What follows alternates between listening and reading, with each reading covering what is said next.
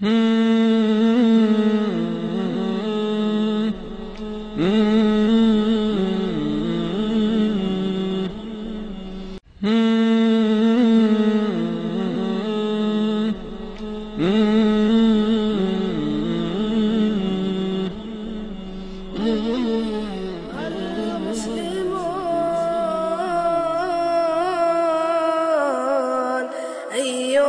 المسلمون أيها المسلمون أيها المسلمون أيها المسلمون. الحمد لله والصلاة والسلام على رسول الله وعلى آله وصحبه ومن والاه. يقول الحق سبحانه وتعالى: وما لكم لا تقاتلون في سبيل الله والمستضعفين من الرجال والنساء والولدان الذين يقولون ربنا أخرجنا من هذه القرية الظالم أهلها واجعل لنا من لدنك وليا ونصيرا. أيها الإخوة الكرام، بداية أشكر جميع الإخوة الحاضرين الذين أتوا ولبوا الدعوة لكي يقفوا جنبا إلى جنب مع إخوانهم مؤازرة لإخوانهم الذين تنتهك أعراضهم داخل السجون. أيها الأحباب الكرام، كما سمعتم عبر هذه الشعارات المباركة وعبر هذه الهتافات أن هناك إخوان لنا وراء القضبان من رجال ونساء وولدان، وقد اختطفوا بكيفية معينة. منهم من اختطف من بيت من بيوت الله، ومنهم من اختطف من بيته، ومنهم من اختطف من عمله ومن وظيفته.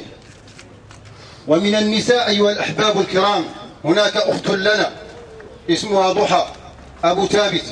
هذه الأخت التي تقبع وراء القضبان وتناشدكم أن تؤازروها وتمارس عليها ممارسات لا إنسانية. حسبنا الله.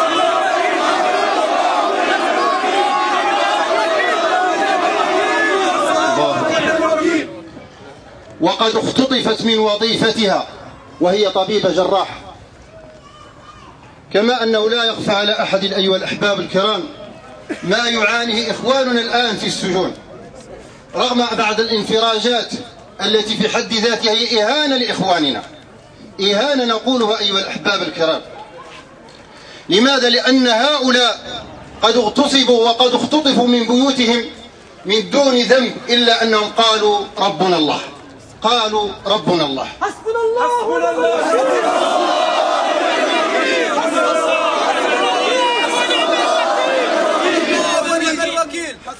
فلا ينبغي لنا أيها الأحباب الكرام رجالا ونساء من الشعب المغربي وعلى رأسهم أولئك الحقوقيون الذين يدافعون عن حقوق الإنسان أن نبخل بأصواتنا وبحناجرنا وبأقلامنا وبما استطعنا من فضول أموالنا أن ندب عن إخواننا. لماذا؟ لأن هذه هي عقيدتنا، وربنا أمرنا أن ننصر ديننا وأن ننصر المستضعفين في كل مكان. وقد قال عمر بن الخطاب رضي الله تعالى عنه ورضي عن الصحابة أجمعين: لأن أفك يد مسلم أسير من يد الكافرين خير لي من جزيرة العرب. وقد قال رسول الله صلى الله عليه وسلم قبل ذلك: فك العانية وانصر أخاك ظالما أو مظلوما. فلا ينبغي لنا أيها الأحباب الكرام كما أشرت أن نبخل بما استطعنا من جهد، وأن نقدم أصواتنا وحناجرنا من أجل الإفراج عن إخواننا، فهذه مسؤولية الجميع. ثم قبل أن أختم أيها الأحباب الكرام، لابد أن أشير أن هناك مجموعة من الإخوة في السجون سوف تعرض في الأيام المقبلة على المحكمة الاستئناف في مدينة سلا، وهؤلاء كانت محاكمتهم نتيجة تلك المؤامرة الخبيثة وتلك الحملة الشرسة وذلك التحالف الشرير الشيطاني الذي يظنه هؤلاء أنه حقوقي ضد إخواننا حينما طلبوا الإنصاف وطلبوا نصرتهم. فكان من هؤلاء أن ينقضوا عليهم وأن يحاكموا، أن يعاملهم معاملة لا إنسانية من اغتصاب ومن ترحيل تعسفي إلى آخر أن يحاكموا الآن أن تعرض. ولذلك فهم يسألونكم صالح دعائكم، فلا تبخلوا بدعائكم، لأن الدعاء سلاح عظيم أيها الأحباب الكرام.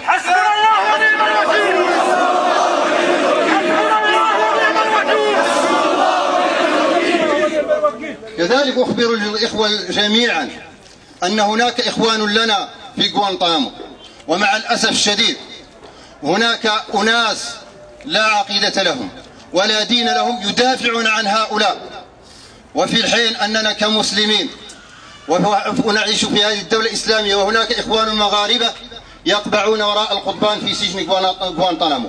فلا ينبغي لنا كذلك أيها الأحباب أن ننسى هؤلاء من صالح دعائنا. وكذلك إخوان لنا في العراق، فنسأل الله سبحانه وتعالى أن يفك أسر إخواننا جميعا في كل مكان أينما رحلوا وأينما ارتحلوا. اللهم لا تدع لنا في مقامنا هذا ذنبا إلا غفرته، ولا هما إلا فرجته، ولا دينا إلا قضيته، ولا مبتلا إلا عافيته، ولا مريضا إلا شفيته، ولا أسيرا إلا فرجت عنه يا رب العالمين.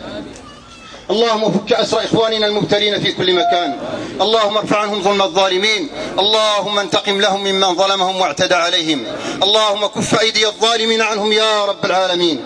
اللهم كما أخرجتهم من بطون أمهاتهم اللهم أخرجهم من هذه السجون سالمين غانمين غير مبدلين ولا مغيرين. اللهم كن معهم ولا تكن عليهم، وامكر لهم ولا تمكر عليهم يا رب العالمين. اللهم انصر من نصر الإسلام والمسلمين، واخذل من خذل الإسلام والمسلمين. اللهم انصر إخواننا المجاهدين في كل مكان، اللهم ارفع رايتهم خفاقة في كل مكان، اللهم انصرهم أينما كانوا يا رب العالمين. اللهم بارك لهم في جهادهم، وسدد رميهم، ووحد كلمتهم، واربط على قلوبهم، واجبر كسرهم يا رب العالمين. اللهم اشف مرضاهم وتقبل شهداءهم، اللهم أطعم جياعهم، اللهم طهر هذا البلد من الظلم والظالمين ومن الفساد والمفسدين، واجعله يا رب العالمين بلدا آمنا مطمئنا بشريعتك يا رب العالمين. سبحانك اللهم بحمدك نشهد أن لا إله إلا أنت، نستغفرك ونتوب إليك، وآخر دعوانا أن الحمد لله رب العالمين. جزاكم الله خير.